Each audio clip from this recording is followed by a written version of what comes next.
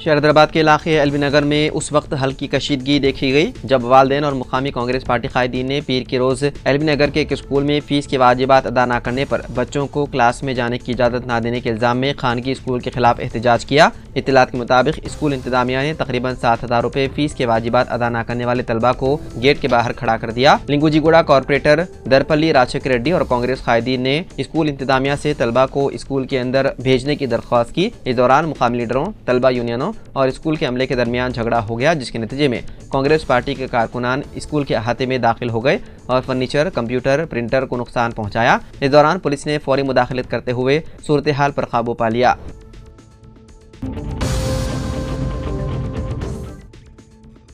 Gaza में जंगबंदी के बावजूद फलस्तीनियों का कत्लेआम जारी। जालिम इसराइली फौजियों ने इतवार के रोज 31 फलस्तीनियों को शहीद जबकि दर्जनों को जख्मी कर दिया। गाजा में इतवार को जंगबंदी के ऐलान के साथ ही काबिज सह्यूनी फौज ने दोबारा जारी हद शुरू कर दी, जिसके नतीजे में कम अज कम 31 फलस्तीनी शहीद हो गए। जंगबंदी की सरीहन खिलाफ वर्जी करते हुए गाजा पट्टी के मुख्तलिफ इलाकों पर इसराइली बमबारी के नतीजे में इतवार को 31 शहरी शहीद और दर्जनों जख्मी हो गए। शहरी दिफा के तर्जुमान महमूद बिसाल ने कहा कि गाजा पट्टी में जंगबंदी के ऐलान के बाद से इतवार की सुबह 9:30 बजे इसराइली फौज ने दोबारा बमबारी की, जिसके नतीजे में गाजा शहर में 15 और शुमाली शहर में 3 फलस्तीनी शहीद और 25 जख्मी हो गए।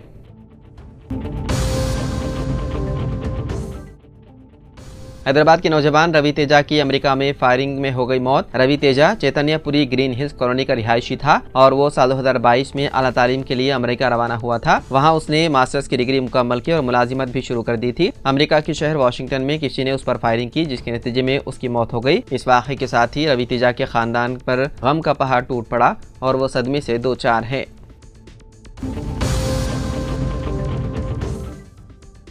बेंगलुरु में 53 साला सॉफ्टवेयर इंजीनियर को अपनी 45 साला रिश्तेदार को जहर देकर कत्ल करने के इल्जाम में गिरफ्तार कर लिया गया। दोनों के दरमियान ताल्लुकात थे, लेकिन जब खातून ने किसी और से शादी करने का फैसला किया तो मुलजिम ने उसे कत्ल कर दिया। डीसीपी व्हाइटफील्ड शिवकुमार गन्नारा के मुताबिक मुलजिम का नाम इमाद बादशाह है, जो मराठाहल्ली के करीब स्पाइस गार्डन में रहता था, जबकि मकतूला उद्मा खान का ताल्लुक काचारा कानाहली से था। पुलिस के मुताबिक दोनों 8 साल पहले अपने अपने शरीक हयात से अलग हो चुके थे। अगरचे कि उनकी शादी नहीं हो सकी, लेकिन वो मुसलसल राब्ते में थे। उद्मा अक्सर बादशाह से मिलने जाती थी और एक मुलाकात के दौरान बादशाह ने उसका मोबाइल फोन क्लोन कर लिया, जिससे उसे उद्मा के तमाम पैगाम तक रसाई मिल गई। पुलिस के मुताबिक तहकीकात से पता चला कि उद्मा ऑस्ट्रेलिया में काम करने वाले एक पाकिस्तानी शहरी से शादी करने का मंसूबा बना रही थी, जिसे बादशाह कबूल नहीं कर रहा था। 31 दिसंबर साल 2024 को बादशाह ने अपने फ्लैट में खाना पकाने की तस्वीर भेजी और उद्मा को नए साल का जश्न मनाने के लिए बुलाया। उद्मा रात 9:30 बजे वहाँ पहुंची और तकरीबन 12:30 बजे तक फ्लैट से आवाज आती रही। तहकीकात से पता चला कि बादशाह ने उद्मा के खाने में जहर मिला दिया, जबकि खुद उसने एक गैर मुहलिक टॉयलेट क्लीनर पीकर खुदकुशी का ड्रामा किया। पुलिस को शुबा है कि जहर देने से पहले उद्मा को गला दबाकर कत्ल कर दिया गया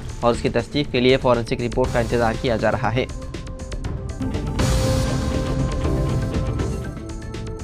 हैदराबादी मिजाह और रिवायती फिल्मी नगमों से सजी एक बहुत ही खूबसूरत शाम में कल सियासत शॉपिंग धूम प्रोग्राम का इख्तिताम पजीर हुआ। तफरी से भरपूर शानदार प्रोग्राम में सियासत शॉपिंग धूम की बम्पर ड्रॉ तकरीब अमल में आई, जिसमें हजारों आवाम के सामने बम्पर ड्रॉ निकाले गए और इनाम जीतने वाले खुशनसीब अफराद के कूपन नंबर का ऐलान किया गया। इदारे सियासत की जानिब से गुज़िश्ता 15 साल से सियासत शॉपिंग धूम एक जश्न की शक्ल में मनाया जा रहा है। कल इस जश्न का इख्तिताम बम्पर ड्रॉ तकरीब के साथ हुआ। ललित कलातोर्नम बागियामा नामपल्ली में सियासत शॉपिंग धूम की बम्पर ड्रॉ तकरीब के मौके पर केबी जानी की नुमाइंदगी में हैदराबादी फंगामा शो मुनक्किद हुआ। ऑडिटोरियम शायकीन से खचाखच भरा हुआ था।